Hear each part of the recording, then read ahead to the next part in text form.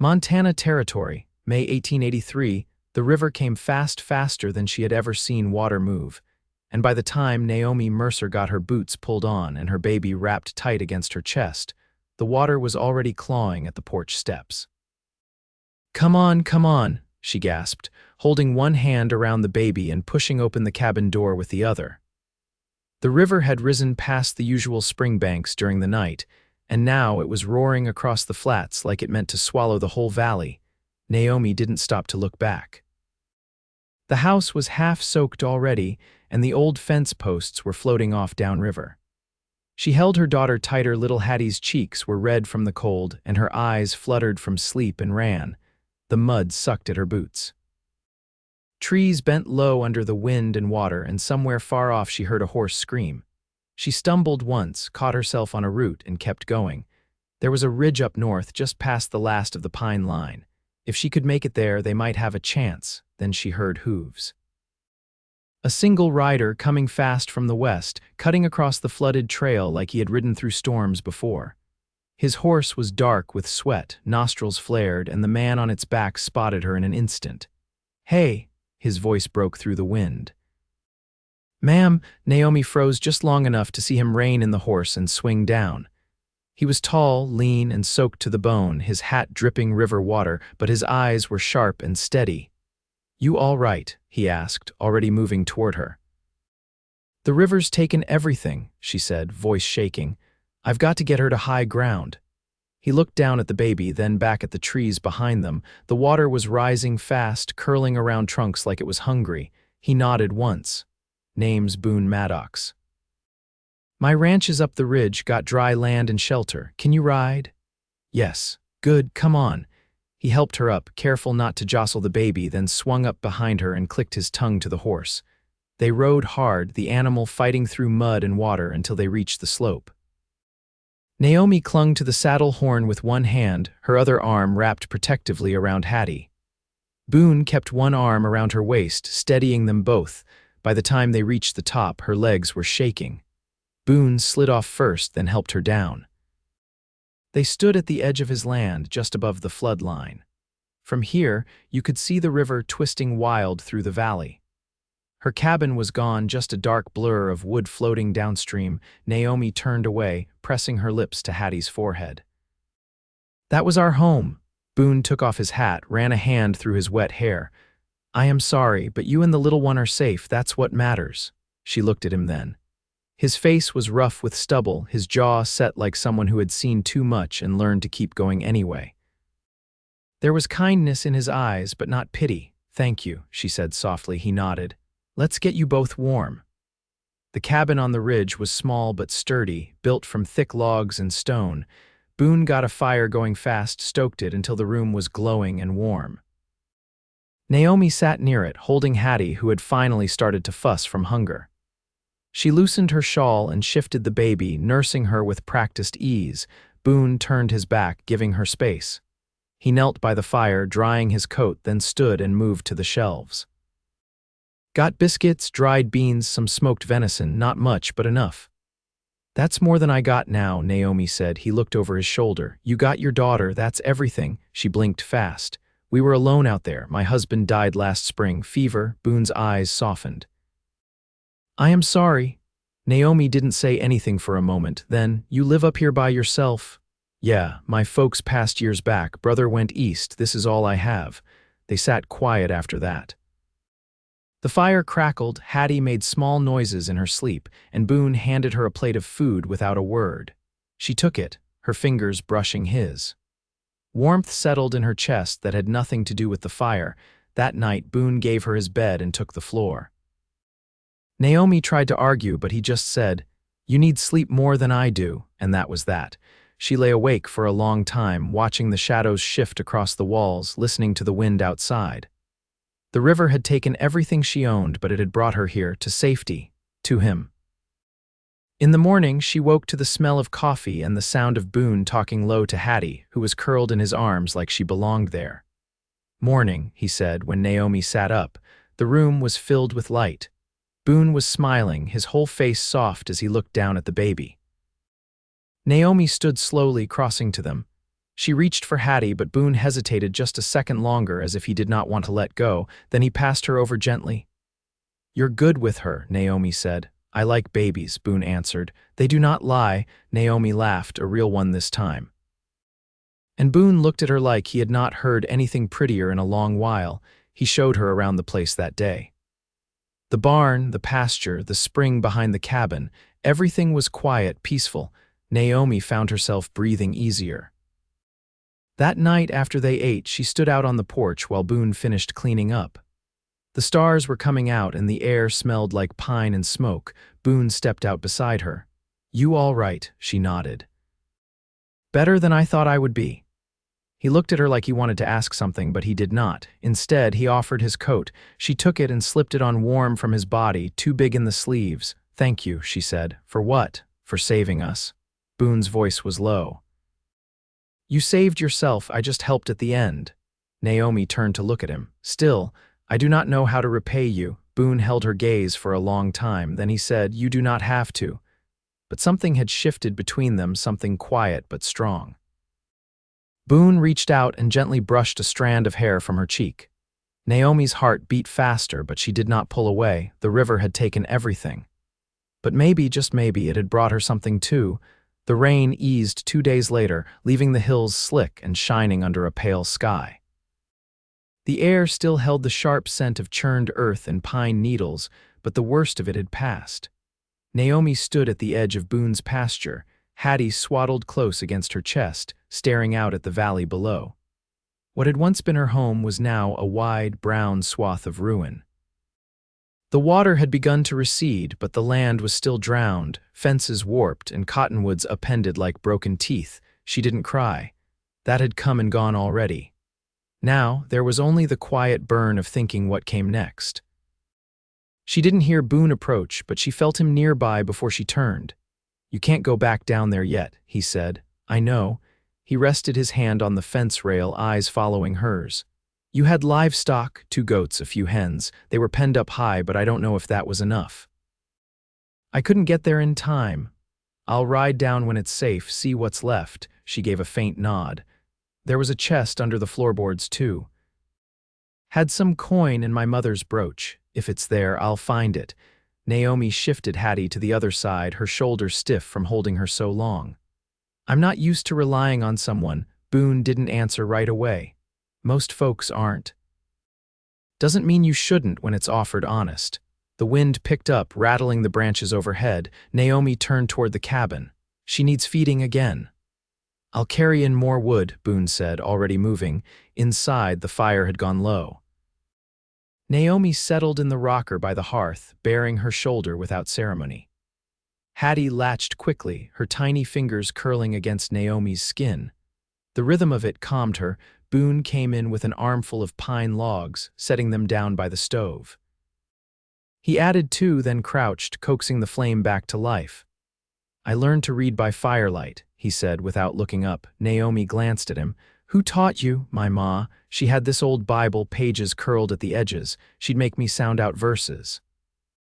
Said words were a kind of tool, same as a hammer or knife. "I read my father's almanac over and over when I was a girl. I thought if I memorized enough of it, I could fix anything." Boone leaned back on his heels, brushing soot from his hands.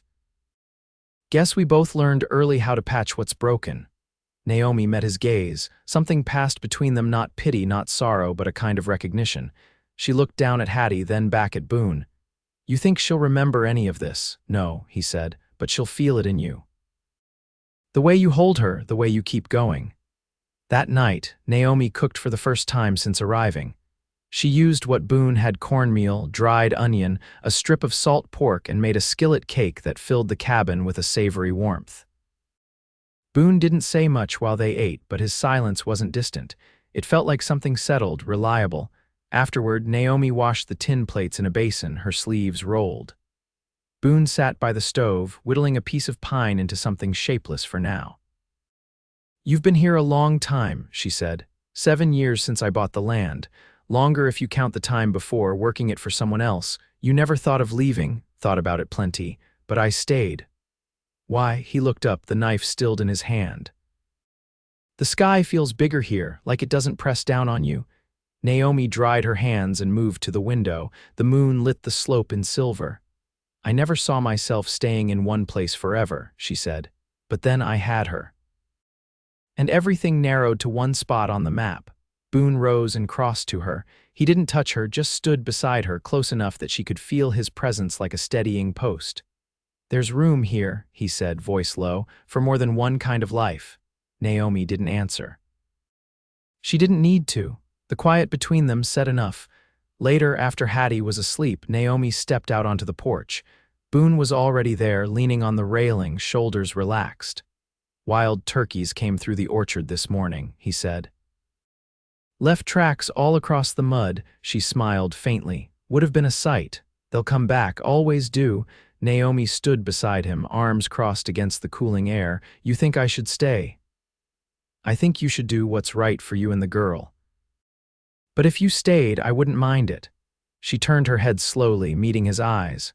"I'm not looking for charity." Boone shook his head. "Wouldn't offer it." A long pause settled between them, eased only by the rustle of needles in the trees and the soft creak of the porch boards. "You're not what I expected," Naomi said. "What you expect, a man who'd help then ride off." Boone looked at her then, not smiling, not asking anything, just looking. "And who are you expecting now?" Naomi didn't answer, but she didn't step away either, and Boone didn't press. Inside, Hattie stirred once, then quieted. The moon passed through the clouds overhead, casting soft light over the porch. They stayed like that a long while, watching the dark hold steady. By midweek, the earth had begun to firm beneath the soles of boots. The saturated fields below still held pockets of standing water, but Boone tested the slope on horseback and found it passable. He returned at dusk, his coat dusted with dried mud and the scent of wet grass clinging to him. Naomi met him at the door, Hattie cradled in one arm. "They made it," he said before she could ask. "Your goats, found them on the high bluff above the orchard, tangled in some brush but alive." Relief softened her shoulders. "What about the hens?" He shook his head once. "Only one left." "She's nesting in what's left of your stove pipe." Naomi pressed her lips together and nodded. "Still more than I thought." He reached into his saddlebag and pulled out a lumpy bundle wrapped in oilcloth. This was under the floorboard. "Some of it floated loose, but I reckon most stayed put." When she unwrapped it, the brooch was there, tarnished but whole. She ran her thumb over its smooth curve, then set it back in the cloth without a word. "I'll help you bury what's lost," Boone said. "If you want it done." "Not yet," she answered. "I need to stand on it first, know what to let go of." That night, they sat on the cabin steps after supper. Hattie had fallen asleep early, worn out from the day's noise and movement.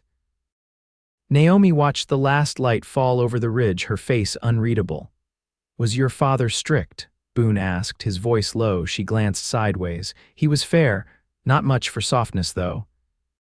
"Thought grief was something you carried in your boots, not your face."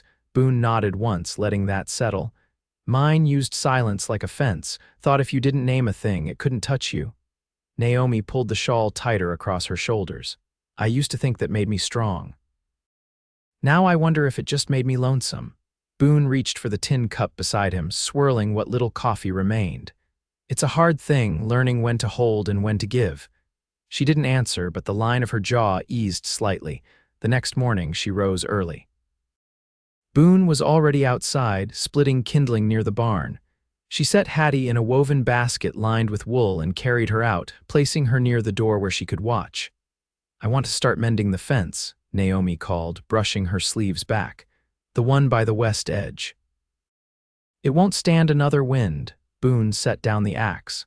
"I've got cedar rails in the shed. You sure you want to?" She was already walking. "I've got 2 hands and a reason. That's enough." They worked through midday. Boone drove stakes while Naomi fit rails, her movements steady. She paused only to check on Hattie, who slept through most of it, cheeks flushed from the sun. At one point, Boone handed her a canteen. "You ever repair fence before?" "No," she said, taking a drink, "but I watched my husband do it often enough." Boone studied her face. "You talk about him when it comes easy, not forced." Naomi handed the canteen back. "I loved him, but I don't live in that house anymore." He looked at her a long moment before nodding. "Fair enough." By the time the sun dipped low, the fence held firm. Naomi leaned against the last post, brushing sweat from her brow. Boone stood beside her, both hands resting on his belt. "You work like someone who's got something to prove," he said. "I do," she replied. "To myself." That night, Boone brought in a fiddle from a cupboard she hadn't seen before. It was old, the varnish worn in patches, the bowstrings frayed. "You play?" she asked, enough to keep the dark from getting too loud. He tuned it slowly, then drew the bow across once. The sound was raw but warm, filling the room like a heartbeat. Naomi rocked Hattie gently, letting the music settle into her bones. "I never learned," she said. "You could." She smiled without showing teeth. "Maybe." Boone played until the fire burned low. When the last note faded, Naomi stood and laid Hattie in his arms without asking. He took her gently, as if he had always known how. Naomi returned with a blanket and laid it across his shoulders. "She'll need both of us," she said. Boone didn't move. "Then we'll give her that." Naomi met his eyes. For the first time, she let herself lean, not out of weariness but choice. Her head came to rest against his shoulder, and they stood like that, quiet and sure, while the fire dimmed down into coals.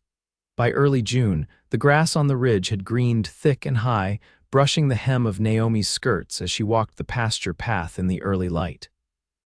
Hattie slept snug in the worn basket Boone had lined with sheepskin, the baby's breath soft and even as the birds started up in the trees.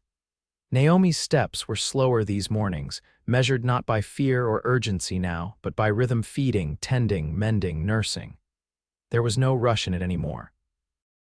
Boone had taken to rising before daylight, easing out the door without sound, returning with his sleeves damp from dew and his hands full of whatever the land offered: fresh eggs from the hen that survived, wild onions, a rabbit when he got lucky.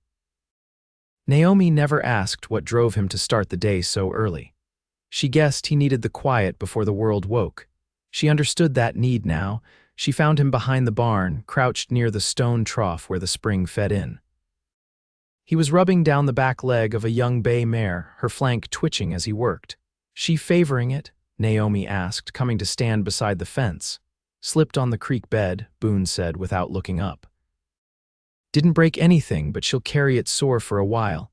Naomi leaned her arms on the rail. "You ever think of selling some off?" Boone straightened, wiped his hands on a cloth.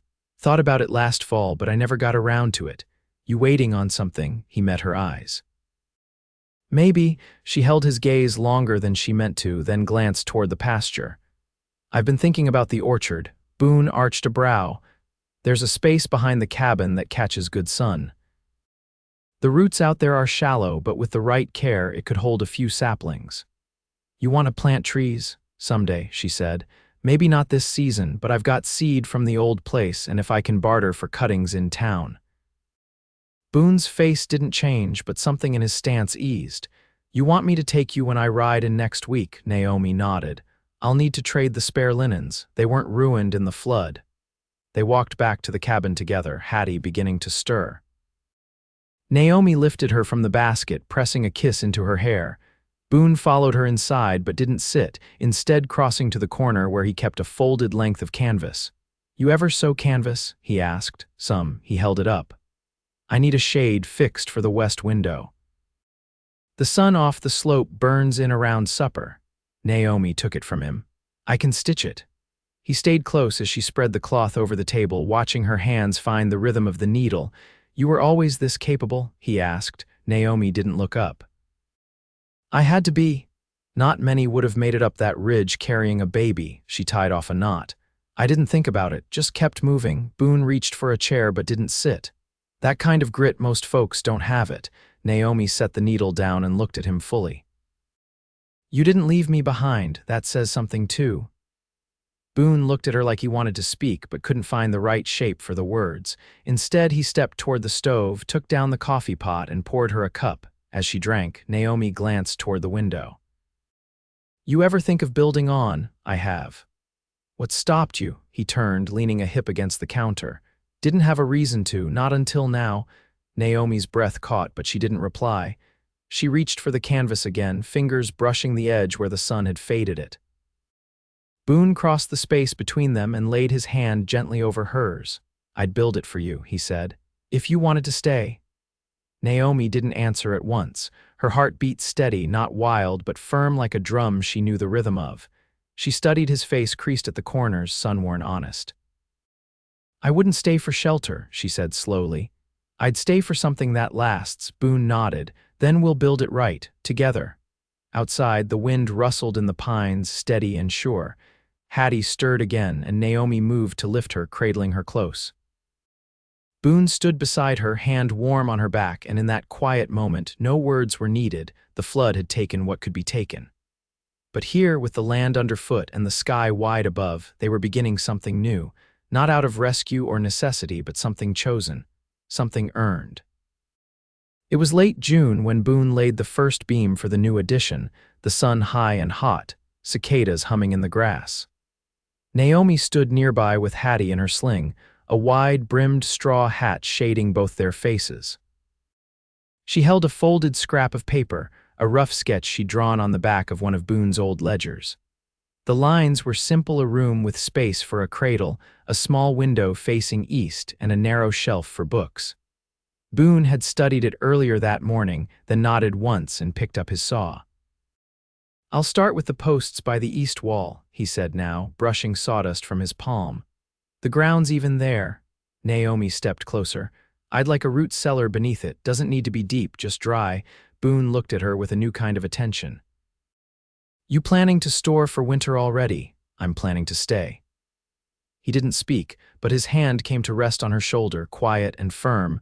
Then he went back to work. 3 days later, Naomi walked into the ridge town with Boone and Hattie in the back of the wagon. The road was rutted from the spring washouts and shaded by cottonwoods just beginning to leaf thick. Naomi's last visit to town had been a year earlier, and then only to barter for lamp oil and thread. Now, with Boone beside her and Hattie nestled in the crook of his arm, she felt the pinch of eyes but no longer the sting of them. Boone stopped the wagon in front of a timber-framed building with a porch sagging under the weight of drying pelts. He tied off the reins and helped her down without speaking, then handed her the coin pouch she'd filled with what little she'd been able to salvage. While he went to the smithy for nails and hinges, Naomi stepped into the mercantile. The bell above the door gave a tired ring. Behind the counter, Mrs. Haddle raised her brows but said nothing. Naomi moved through the narrow aisles with purpose muslin, a small sack of barley, 2 lengths of twine, and a comb with polished teeth. She set them gently on the counter. "More building?" Mrs. Haddle asked, weighing the barley. Naomi met her eyes. "We're making room." No one asked for details, and Naomi didn't offer them. That was enough. Outside, Boone waited by the wagon, Hattie cradled against his chest, her bonnet askew. Naomi reached up and straightened it, fingers brushing his collarbone. He didn't flinch from the touch. "I saw your name on the land rolls," she said as he lifted the supplies into the back. "You filed for full ownership 3 years ago." Boone nodded. "Didn't want anyone questioning who it belonged to." "You think that way about people too?" He looked at her then, the sun catching in the crease beside his eye. "I do now." They rode home without hurry. Naomi watched the road unwind in front of them, the wagon creaking in rhythm with the horse's gait. Hattie slept, her breath warm against Naomi's arm. That evening, Boone hung the new door frame while Naomi held the lantern steady. The scent of fresh cut pine filled the room. When the last hinge was set, Boone stepped back and wiped his brow. "We'll raise the roofline tomorrow," he said. "I'll need your eye on the slope. I want it to catch the rain right." Naomi nodded, then stepped forward, running her hand along the frame.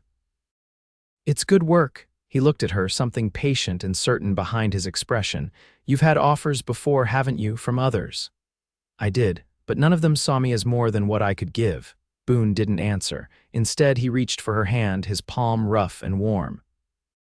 She let him take it, and for a long moment, neither of them moved. Then he leaned in, and she met him halfway. His kiss was slow, like everything else he did, measured, sure, without apology.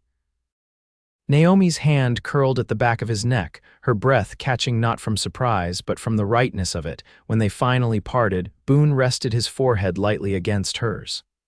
"I want you with me," he said. "Not because you need a roof, because this place needs you." "I do." Naomi's eyes shone, but her voice was steady.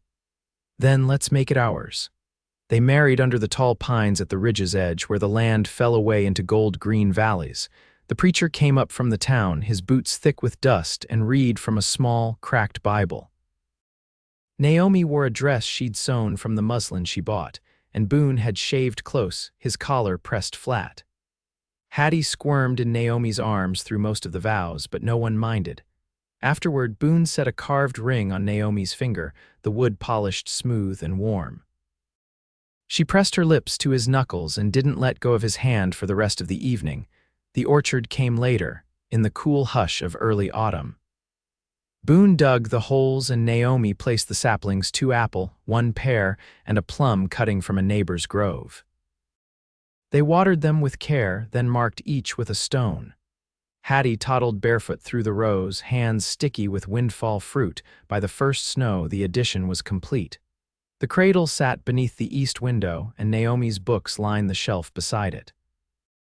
Boone read aloud by lamplight sometimes, his voice low and even, while Naomi mended clothes or rocked Hattie to sleep. They didn't speak often of the flood. What had been taken no longer defined them. What they built in its place a home of quiet mornings, shared work, and the slow, steady unfolding of trust was stronger than what had come before.